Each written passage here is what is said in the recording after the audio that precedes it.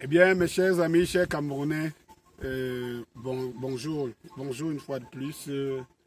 Eh bien, je reviens ce matin vous parler d'un phénomène. Vous savez très bien que depuis un certain temps, ce qui défraie la chronique aujourd'hui, l'actualité, c'est les sextapes et voilà. Et donc, acteur principal, Tandang, le sieur Martin Kamimim et tout, avec son complice, son acolyte, donc la fille Bayemi, une de ses filles, une fille même de sa tribu, est victime.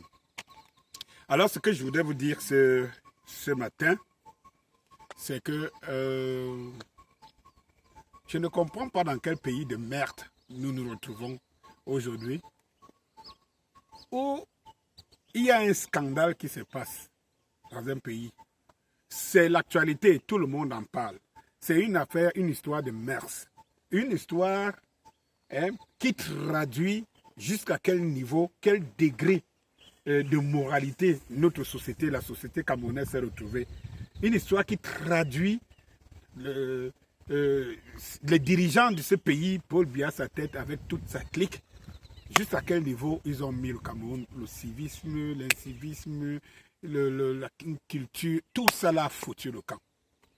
Et je ne peux pas comprendre comment c'est une affaire d'actualité et que la presse camerounaise choisit de ne pas en parler. Dites-moi comment la presse, toute une presse entière, parce que j'étais sidéré de me lever ce matin, je vois la revue de presse sur les réseaux sociaux et je vois une presse prête qui titre sur l'affaire des mœurs de ces steppes de Martin Kamimim et consorts. Toutes les presses, personne n'en parle, mais la presse est où? Comment la presse peut être en déphasage avec l'actualité de tous les Camerounais et qui est maintenant au-delà même des frontières? Moi, je ne comprends pas. Comment c'est la presse étrangère qui peut parler d'une histoire qui défraie la chronique au Cameroun? Et il y a un problème. Est-ce que la presse camerounaise est en train de nous démontrer à suffisance qu'elle ne roule pas pour la société camerounaise? Je ne comprends pas. Et s'il y a une autre affaire qui a déjà réussi à défrayer, à nous mettre tous d'accord, parce que je vois aujourd'hui, regardez sur le théâtre national. Et bien, comme je vous le dis tous les jours, c'est que la politique nous divise, mais les problèmes de société nous rassemblent. Vous voyez très bien que depuis qu'on traite ce sujet, cette affaire de mœurs, de ces steppes et tout le monde est d'accord. Sauf ceux qui se sentent, qui se reconnaissent un peu dans ça, qui jouent les chauves-souris, essayent d'être des avocats du diable. Mais la communauté camerounaise dans son entièreté est d'accord d'une chose. Ça ne devrait pas continuer. Il faut qu'on change le fusil d'épaule. Non, ça ne devrait pas durer. Donc, vous voyez très bien que nos problèmes, les problèmes de moralité, les problèmes de société, ils rassemblent. Il n'y a pas de clivage, il n'y a pas de camp à gauche, de billet à droite, de machin dedans, parce que tout le monde se reconnaît, se ressent dans cette histoire. Et puis, c'est en ce moment que la presse camerounaise choisit de se faire persona non grata. Cela veut dire quoi? Elle roule de quoi? Si la presse camerounaise ne peut pas traiter une histoire qui touche tous les Camerounais dans son entièreté, elle sert à quoi aux Camerounais? Il faut se poser cette question. Elle sert à quoi aux Camerounais? Depuis quand la presse choisit de se mettre en marge d'un scandale qui rassemble tout monsieur, tout le monde? Depuis quand? Vous nous envoyez dans des affaires inutiles, les affaires de tous les jours, des titres en accom et tout. Mais il faut que cela cesse. Et pour ça, j'interpelle tous les Camerounais à boycotter la presse. Si la presse ne s'intéresse pas à ce que les Camerounais s'intéressent. Ça, je ne comprends pas. Si la presse ne s'intéresse pas à ce que les Camerounais s'intéressent, j'interpelle tous les Camerounais à boycotter la presse et à amener la presse à se mettre au pas. Je dis bien au pas. Quel est le sujet d'actualité au Cameroun en ce moment? Depuis près d'une semaine ou depuis près de, je ne sais pas moi, 5 jours, 6 jours. Je sais, quel est le sujet au Cameroun? Pourquoi ce sujet ne se trouve pas dans la presse? Je pose une question qui est simple. Depuis quand la presse qui est avant-gardiste sur les sujets peut-elle être absente? Pas un jour, pas 2 jours, pas 3 jours, pas 4 jours. Pour ne pas traiter le sujet, il faut qu'elle se prononce. Oui, monsieur, vous devez vous prononcer. Parce que vous êtes les informateurs de la société. La société ne peut pas s'informer seule. Vous choisissez de ne pas y participer. Après, vous voulez qu'on vous écoute pour quelle information? Qu'on vienne prendre quelle information chez vous?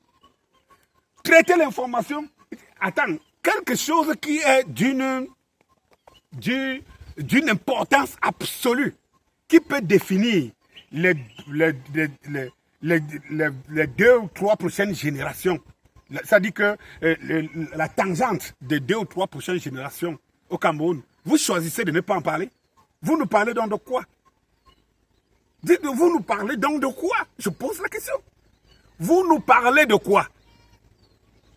Alors, mes chers frères compatriotes camerounais, si vous pensez que ce que je dis n'a pas d'importance, alors, mais si ce que je dis a une importance capitale, avérée, alors je vous dis, prenons des dispositions pour que enfin que la voix du peuple soit entendue.